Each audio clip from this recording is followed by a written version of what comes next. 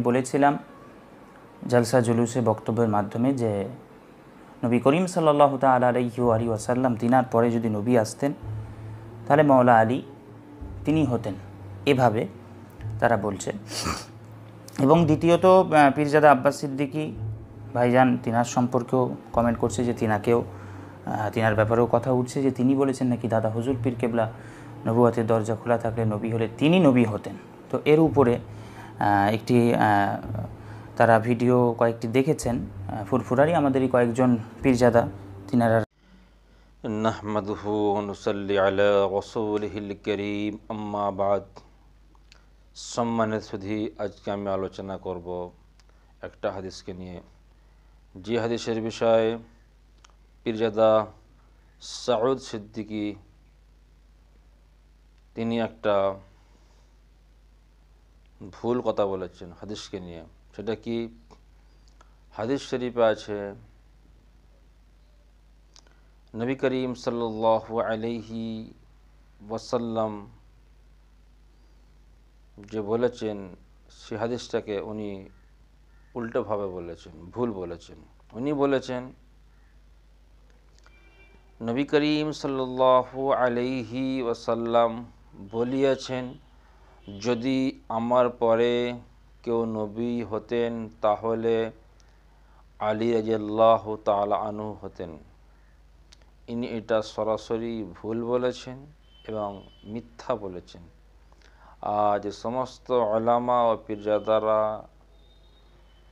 বা যেনারা হাদিসের উপরে মিথ্যা কথা বলবে তার ঠিকানা হচ্ছে জাহান্নাম। এবার আমরা দেখি সঠিক হাদিসটা কি।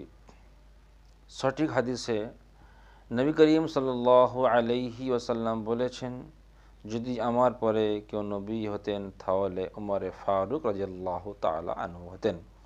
এবারে হাদিসটা কোথায় আসছে আমরা দেখি।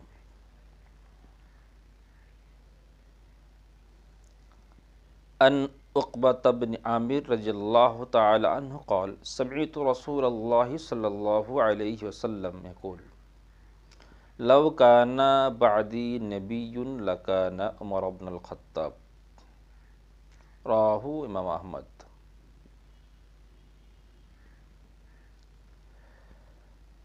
রাহু তিরমিজি ওয়াল মুস্তাদরাক হাকিম। মুসনাদে আহমদের 1745 17405 হাদিস নম্বর। তিরমিজি হাদিস নম্বর হচ্ছে 3888। তিরমিজি শরীফ হাদিস নম্বর হচ্ছে 3688 এবং মুস্তাদরাক হাকিমের 4495 নম্বর হাদিস। এই তিনটি হাদিসের কিতাব দিয়ে আপনাদের সামনে আমি রেফারেন্স দিলাম। সমস্ত আহলে সুন্নাত ওয়াল জামায়াতের আকীদার মতাদর্শের মানুষদেরকে বলবো এবং দাদা হুজুর রহমতুল্লাহ আলাইহি সিলসিলার মুরিদ মুতাকিদিনদেরকে বলবো, এমন উলামা পীরজাদার কাছ থেকে আপনারা দূরে থাকবে, নচেত আপনারা ইহকালও বিফল হবেন, পরকালও বিফল হবেন, বিপদগামী হবেন। আর পীরজাদা সাউদ সিদ্দিকীকে বলবো আমি, যদি আপনার এই বিষয়ে কিছু বলার থাকে, কোনো সংশয় থাকে, যে বলেন যে আমি ঠিক বলেছি, তাহলে আপনার সঙ্গে আমি প্রকাশ্যে লাইভে কোরআন ও হাদিস নিয়ে আমি বসতে পরিস্থিতি ইনশাআল্লাহ। আর যারা দেখছেন দর্শকদেরকে বলবো, যাদের বুঝতে সমস্যা হয়, আপনাদেরকে আমি একটা যোগাযোগ নম্বর দিচ্ছি। ওই নম্বরে আপনারা আমার সঙ্গে যখন ইচ্ছা যোগাযোগ করবেন, তবে হ্যাঁ, আসরের পরে করলে ভালো হয়। আমার যোগাযোগ নম্বর হচ্ছে 9563414760। ভালো থাকবেন, সুস্থ থাকবেন।